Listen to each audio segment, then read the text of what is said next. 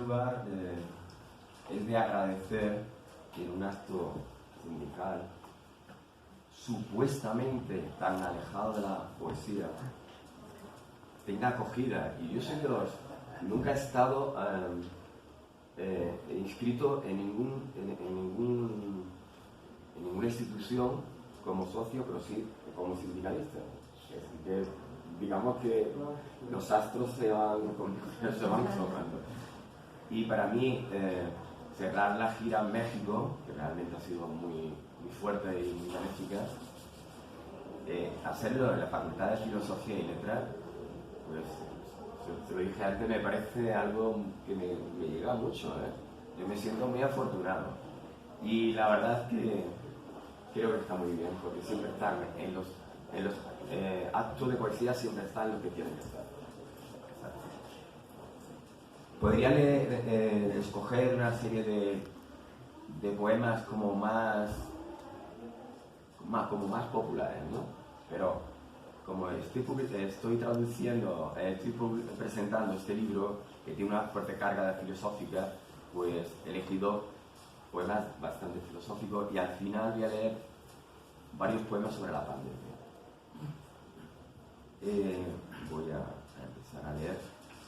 Quiero decir que este es un volumen que tiene 5 libros. En realidad es una recopilación de 5 libros. El primer libro está dedicado a la poeta, a la filósofa poeta María Zambrano, que es de mi ciudad, muy paisana, y yo creo que también vivió en México un tiempo, ¿no? Sí. Y en Cuba, sí. Bueno, entonces se parece mucho a mí. Bueno, yo también viví en Cuba. El primer poema... ¿Se escucha bien? Sí, ¿no? Sí. El primer poema se titula, está dedicado a María Zambrano, se titula Encontrarse en la palabra. Estos primeros poemas son muy deudores de María Zambrano. Tiene una fuerte carga de filosofía, creo que se entienda lo mejor posible. Encontrarse en el padecimiento de su trascendencia, entre ser y vida, en la singularidad de su trayecto, hallarse en la búsqueda sin pausa, sin apenas destellos, fluyendo conciencia de sí mismo, de ser digno. Ser encuentro y búsqueda en la desolación, alerta en la opacidad del trágico proceso, encontrarse en la divinidad, en la palabra. Eso me viene bien con el inicio de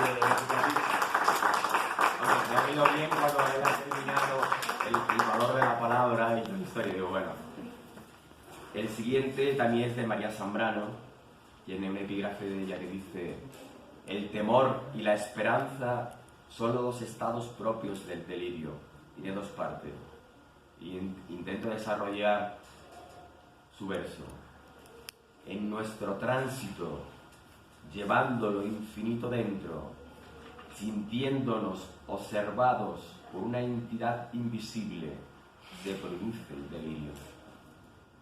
La gestación de nuestra toma de conciencia. En el frágil equilibrio de temor y esperanza debemos descubrir el sentido de la vida para salvarnos del naufragio de la soledad y del sinsentido. Segunda parte. Con ética, transformado nuestro ser, debe trascender originando pulsiones en la razón vital de los demás, sacando a la luz lo intuido, lo que no puede ser visto.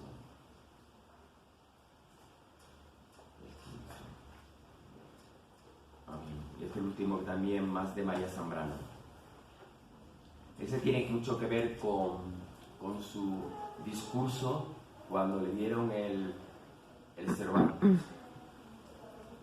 Alborear de esperanza, de sustancia de vida nacida de los sueños, un renacer de significados y visión trascendente que se alza sobre la aridez de la barbarie sin causa, al borear de seres que se ven a sí mismos en todas las personas, que dotan su vida del conocimiento y la esperanza necesarios para no ser muertos de espíritu y desterrar el limbo suspendido, al borear de la raíz originaria de la dignidad humana, que se alza sobre quienes construyes enemigos para proponer odio, y disolve verdad y esperanza en el desamparo del ser humano.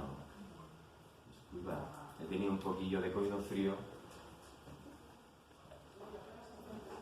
Me termino.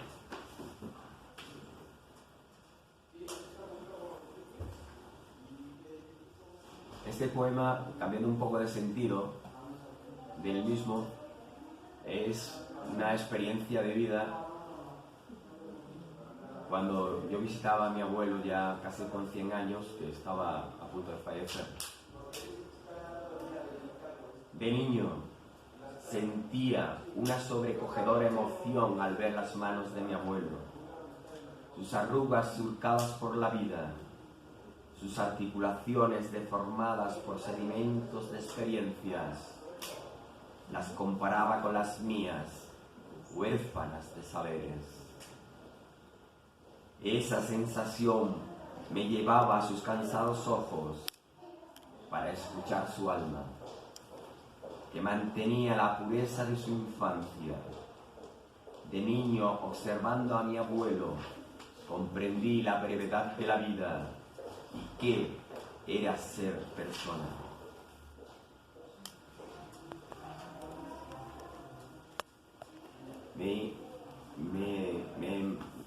Me consternaba, me emocionaba ver a mi abuelo ya con 100 años, y cuando yo la miraba a los ojos, veía, en el fondo de sus ojos, veía al niño, la infancia que todavía conservaba. Morimos viejos de cuerpo, pero jóvenes de alma.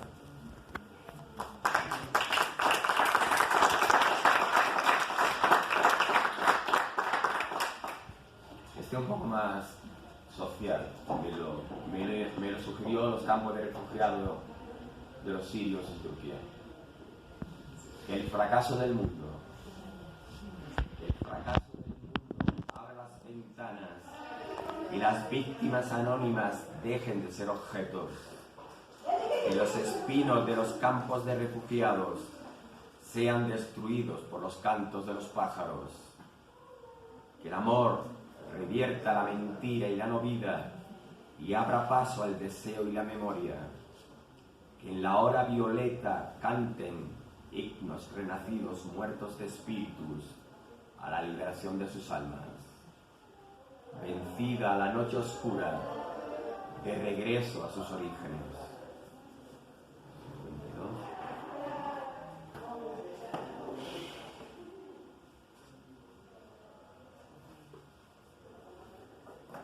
Ese tiene que ver un poco más con la actitud que deben tener los poetas ante la vida y ante el mundo.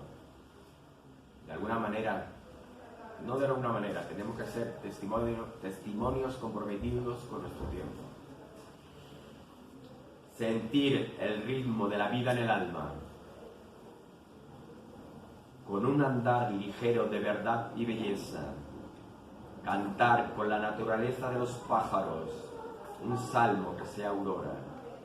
Canción de albores y sueños, forjado en el esfuerzo y la justicia. Palabras que se alcen sobre los constructores de las sombras del absurdo, que las enfrenten para sentirse libres, aunque sea un segundo. Saberse con la capacidad de decidir el sentido de sí mismo, defendiendo el primigenio derecho que nos hace personas, superando el fracaso del anunciado sentimiento de culpa. Siempre quedará la dignidad en la derrota. Siempre luchemos. Si al final nos derrotan, siempre nos quedará la dignidad. Eso es lo que nunca podemos hacer.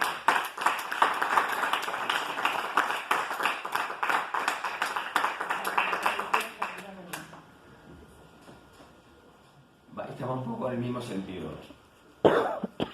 Trágico es el devenir del ser humano, incapaz de comprender desde muy joven su espacio postrero, cargado con un pecado antes de ser concebido y con un Dios cruel al que tiene que obedecer bajo pena de castigo eterno, con la intolerancia de quienes utilizan esos condicionamientos para someterlo.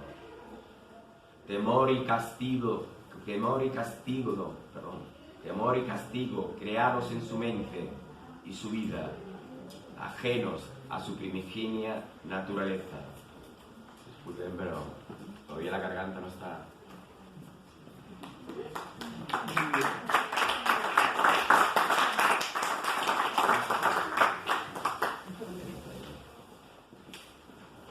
Quiero leer un poema que está aquí, que me gusta mucho, y como hay muchas señoras, quiero dedicárselo a las mujeres.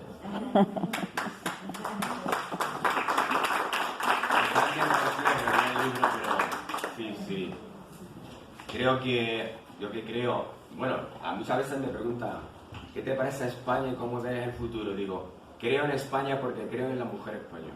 Wow. Y entonces, sí, son tremendas, pero son aquí te quiero y son las que van a darle un punto de más nivel al país. Ahora está en la tiro íntimo. 60. Me lo sugirió un poema de Wisława Szymborska, wow. Un poema de la mujer de Lot. Y yo me apoderé de alguna manera de la imagen y di mi toque. La elocuencia en silencio, aquí está. La mujer de Lot en la 242.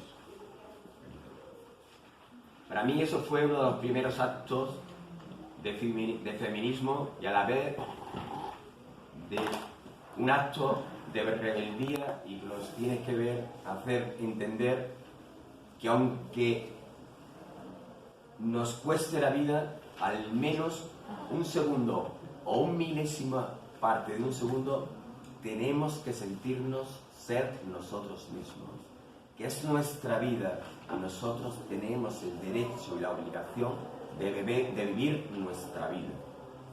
La mujer de Lot, como sabéis, se quedó hecha una estatua. Dice Wisława Szymborska, por desobediencia propia de los mansos, por desobediencia propia, por desterrar el camino sumiso y la figura justiciera de quien todo le es dado, por mantener sus pasos y vomitar cólera sobre su desdicha, por defender sus sueños, un minúsculo eterno, porque será su vivencia, y eso ni Dios ni la muerte se lo podrán arrebatar.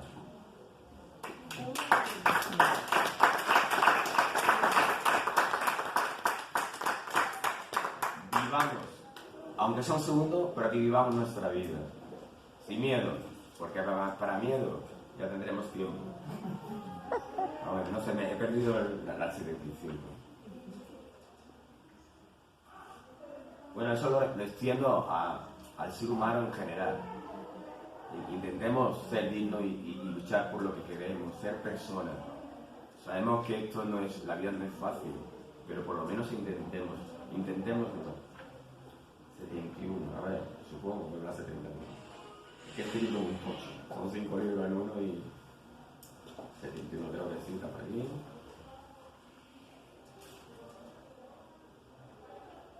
A ver, la 71 era el 75, va. Enfrentarse al mundo. Bueno, pues ese se llama enfrentarse al mundo. Voy en la misma línea. Quería tener una línea, ¿no? Porque en 5 libros no puedes hacer muy bien con eso, porque por lo menos da una imagen un poco troncal de la lectura, ¿no? Enfrentarse al mundo con una actitud primigenia, buscar y reconocerse a sí mismo en su naturaleza. De ella brotará la música que le señalará el camino, fluirá sin fluirá sin códigos nombrados. Será su espacio, su don y su carga. Formarse sin esperar nada a cambio. Irá creciendo en su interior con humildad y esfuerzo, creando su propio mundo desde donde surgirán las respuestas. Ser consciente de la responsabilidad que asume, defendiendo todos los vértices de su alumbramiento, desdeñando externos conflictos que disminuirán su aliento. Enfrentarse al mundo con firmeza, con la confianza de sentirse preparado para nuevos retos, vivificantes, propios, venciendo el miedo a lo inaudito, porque cada paso creará espacios frescos en existencias baldías. Tiene un poco que ver con los poetas. ¿Qué es lo que tiene que ser un poeta? Fundamentalmente tiene que ser una persona honesta consigo mismo y con su tiempo. Y eso es lo que intento yo decir.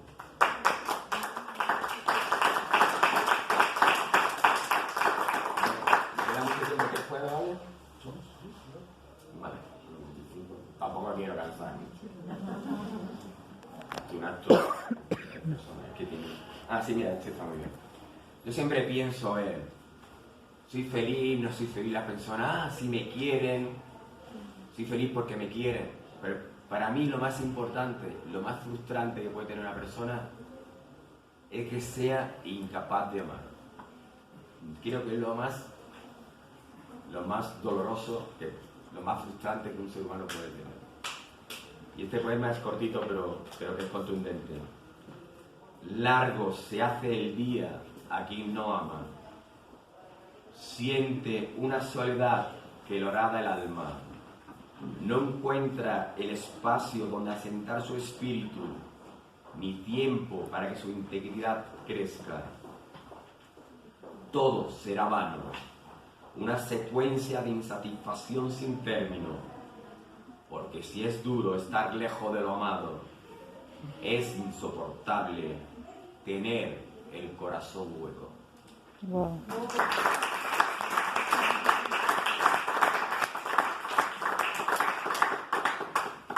Y ya para dar un punto final, pues la última parte de este libro, de este volumen, ha sido una crónica de la pandemia como ya he vivido.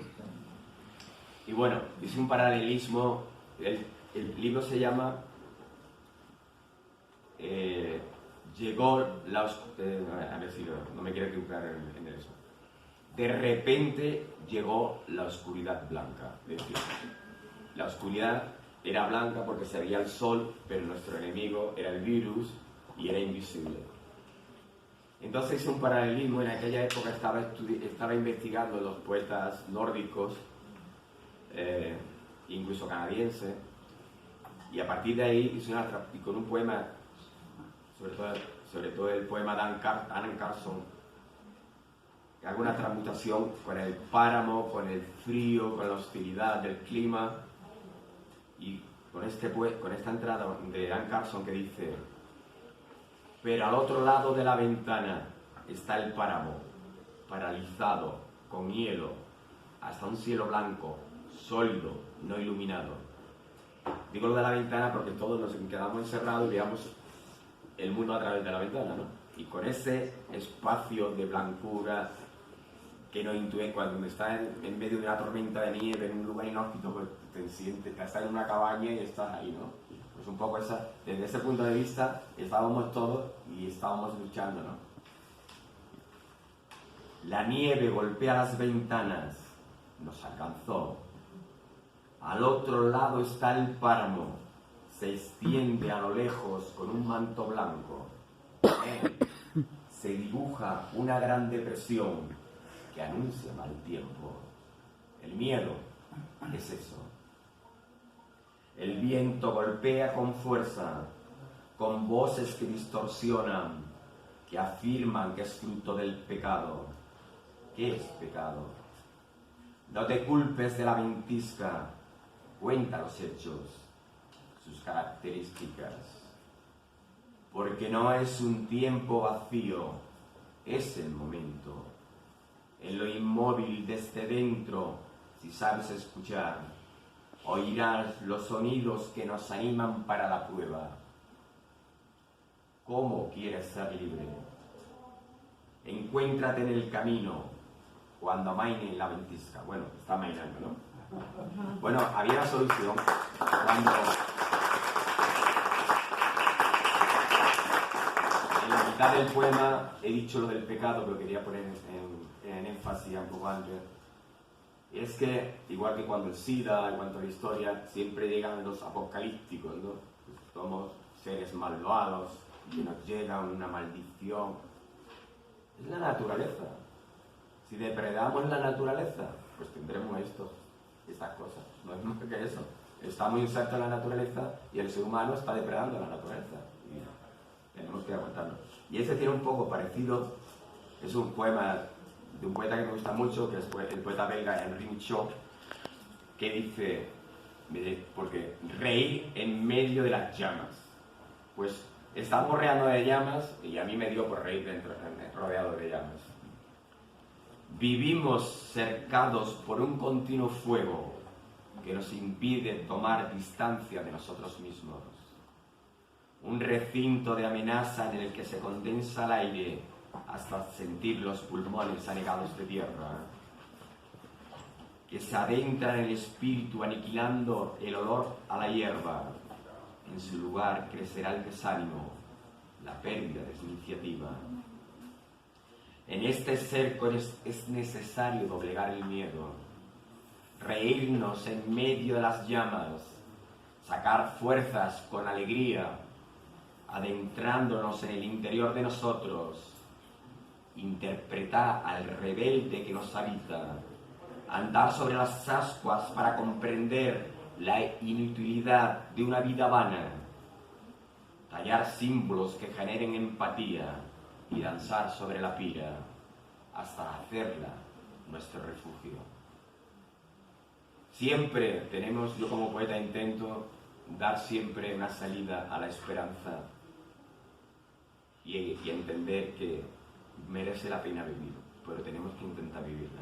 Y para no cansar y para terminar el libro, el último poema del libro, que tiene que ver con la palabra, se titula Sílabas para soñar con ver crecer la esperanza.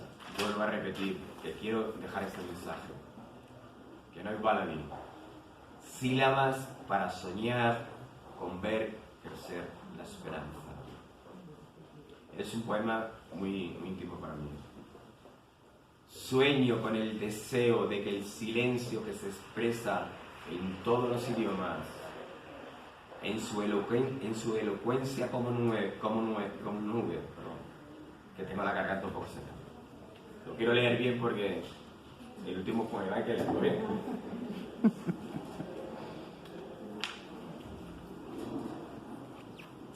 Quiero dar las gracias porque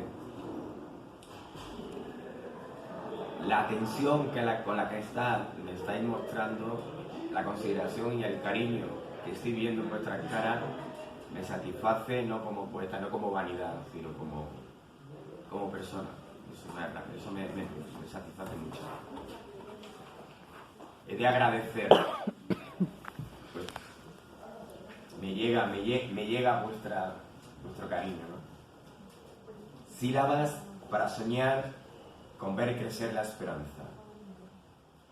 Sueño con el deseo de que el silencio que se expresa en todos los idiomas, en su elocuencia como nube, envíe sonidos formando poemas como fina lluvia, empapando la tierra de la que brote singular vida, que su lugar acuoso cree vínculos que determine surcos nuevos en caminos antiguos construidos por la humanidad.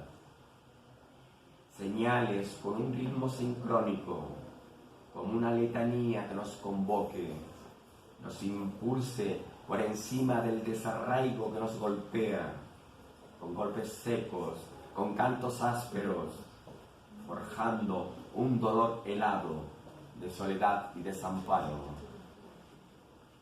Sueño convocando sílabas para ver crecer la esperanza en campos de azufre que cosechan tristeza, que originen un alba que evapore de materia corrosiva y la transforme en un arco iris, y todos vivamos en esa tierra donde estemos hermanados y tengamos siempre un halo de esperanza de una vida mejor para todos. Muchas gracias.